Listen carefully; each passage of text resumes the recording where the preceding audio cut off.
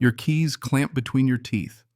Coffee threatening to spill on your only clean shirt just to find a letter from the HOA jammed in your doorframe, basically promising your day's about to get even worse. That was my morning.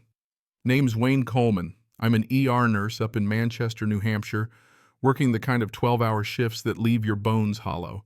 So honestly, the last thing I needed was more HOA drama. But there it was on thick, snobby, cream-colored cardstock, informing me that thanks to the blizzard barreling our way, every homeowner had to clear not just their own walkways, but also all the public paths along their property, or fork, over a $500 fine. You'd think I'd signed up for some boot camp, not just bought a house. I crushed the letter into my pocket and drove off into a sky turning that leaden gray that tells you winter's got real teeth this time. Weather alerts had been getting more dramatic all week, so I knew it'd be bad, but even so, the HOA expecting folks to shovel public walkways in the middle of a blizzard felt like they'd lost their minds. 3 years back when I bought in at Maplewood Gardens, the place looked perfect.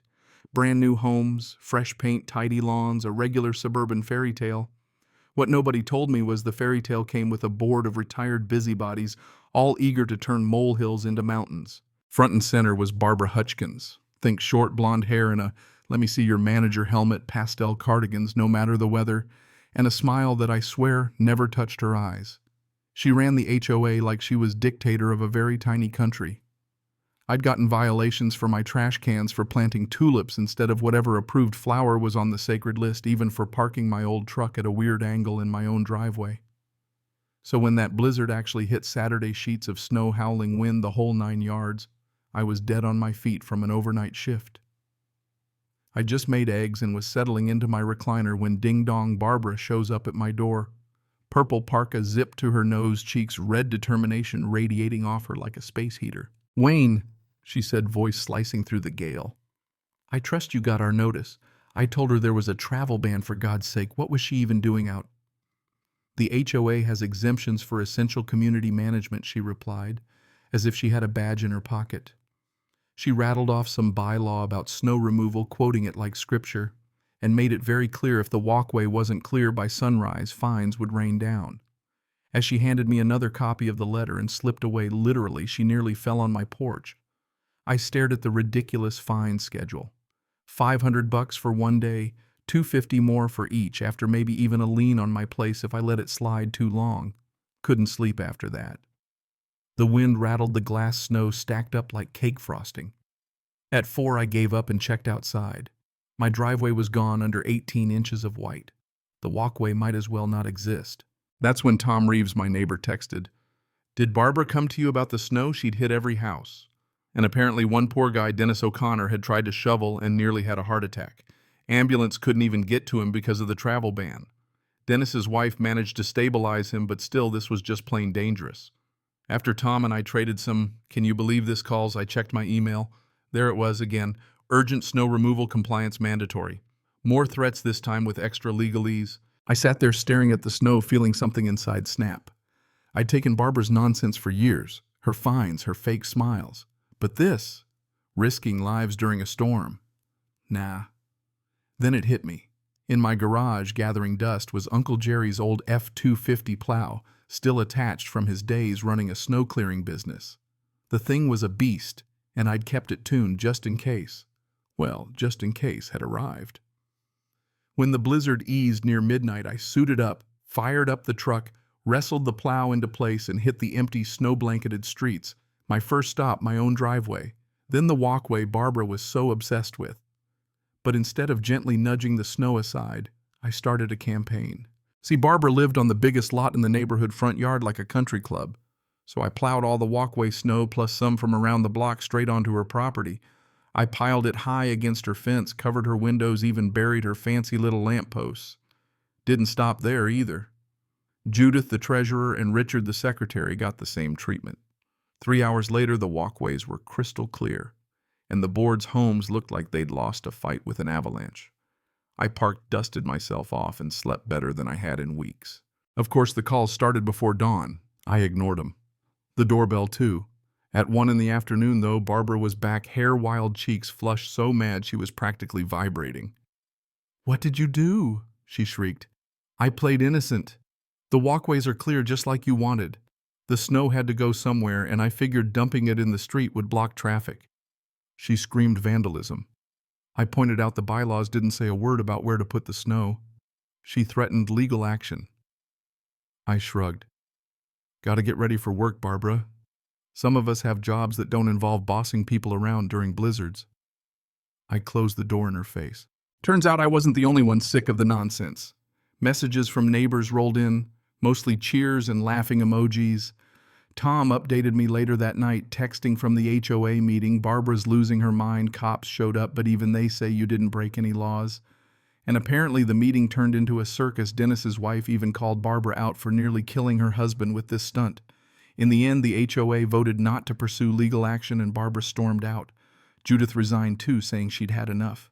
Next morning, a new letter, this time from the interim board, suspending all snow removal fines and grudgingly admitting I'd technically followed the rules.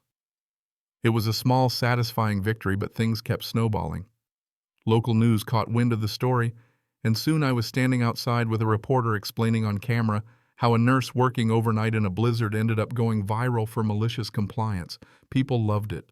Messages poured in, strangers calling Barbara a tyrant, thanking me for standing up to HOA overreach, sharing their own war stories. Someone even started a Justice for Wayne Facebook group. A GoFundMe popped up, which I shut down. I didn't need the money. Meanwhile, Barbara, Judith, and Richard were getting roasted online. But with the spotlight came new pressure. I got a letter from the HOA's lawyer accusing me of violating the spirit of community cooperation. I took it to a friend's lawyer, David Brennan, who laughed and said, "They have no case. In fact, he said we could counter for harassment if I wanted." I passed just wanting peace, but the story kept rippling through the media. More neighbors joined the reform bandwagon, and by Valentine's Day there was a standing room only emergency meeting. This time I showed up. Someone from Cedar Lane called for a vote of no confidence. They'd gathered way more signatures than needed.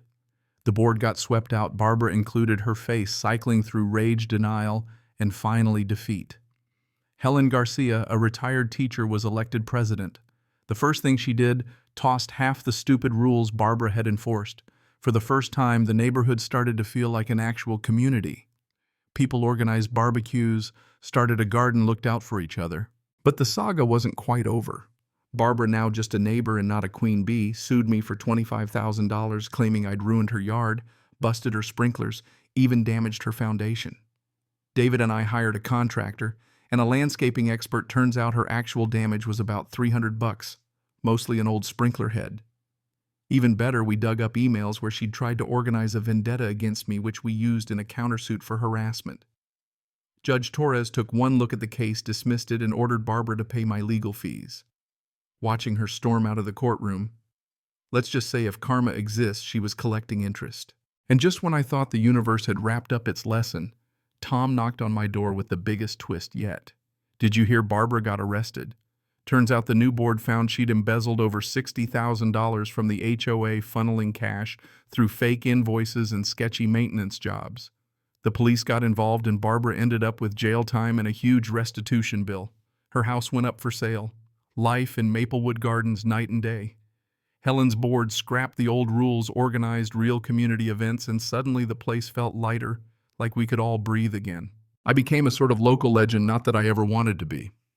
People thanked me for standing up, shared their own HOA horror stories. I started dating Valerie, a physical therapist at the hospital. The infamous snowplow story became neighborhood lore. At parties, people added details like me burying Barbara's house up to the roof or spelling out justice in the snow.